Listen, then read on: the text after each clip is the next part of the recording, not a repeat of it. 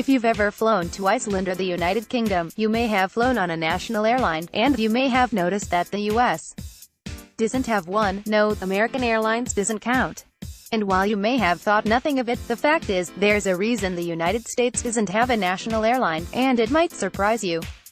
But plenty of countries, including most of Europe and some Asian and African countries, do still have national airlines, also known as flag carriers.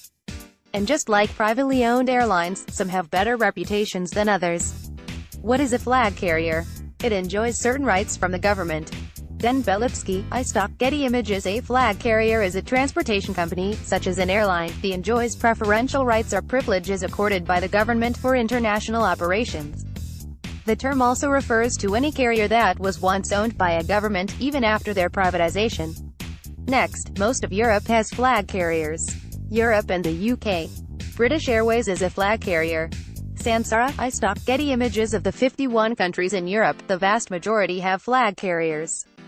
The most commonly known are British Airways, Air France, Lufthansa, Germany, Scandinavian Airlines, Denmark, Norway, Sweden, Iceland, Aer Lingus, Ireland, Turkish Airlines, Malev from Hungary, and Armavia from Armenia were also well-known national airlines, but they went bankrupt in 2012 and 2013, respectively.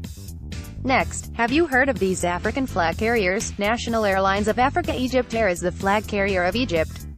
Sinneberg, iStock Getty Images. If you're flying to Africa, you may find the best deals through one of its national airlines: Egypt Air, South African Airways, Royal Air Maroc, Morocco, Ethiopian Airlines, Tamasair, Tunisia, Kenya Airways, Air Algeria, Eric Air, Nigeria Air, Mauritius, Libyan Airlines. There are a few other African-centered airlines, but those are the top 10. Next, Asia has its own unique national airlines. National Airlines of Asia. Asia has 30 national airlines. Boarding one now, iStock Getty Images. Asia is the largest continent, so it makes sense that it has the most airline options, and, in fact, there are a whopping 30 national airlines. The top 10 are China Eastern Airlines, Air China, Air Asia Group, Malaysia, Thailand, Indonesia, Philippines, Japan, and India. Emirates Airlines, Indigo, India, Lion Air Group, India, Malaysia, Thailand, Japan Airlines, All Nippon Airways, Japan, Garuda, Indonesia, Singapore Airlines Group. Next, North and South America have flag carriers, too. North and South American flag carriers. Air Canada is Canada's largest airline. Boarding one now, iStock Getty Images. The U.S. might not have national airlines, but that doesn't mean our neighbors to the north and south don't. Air Canada is Canada's largest airline, and a flag carrier. And South America has several, such as LATAM, Chile, and Viva Colombia.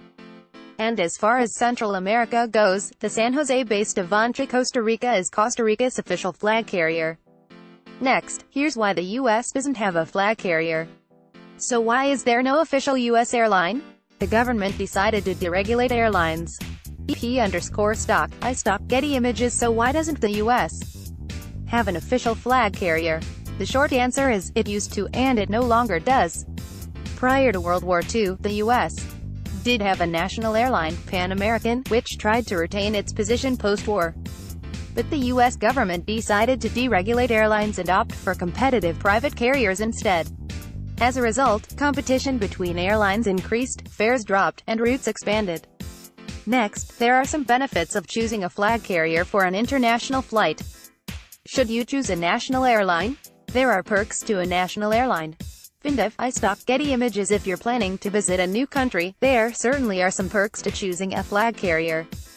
According to Travel Leisure, they're known for presenting a nation's cuisine, flaunting their colors, and displaying a unique hospitality.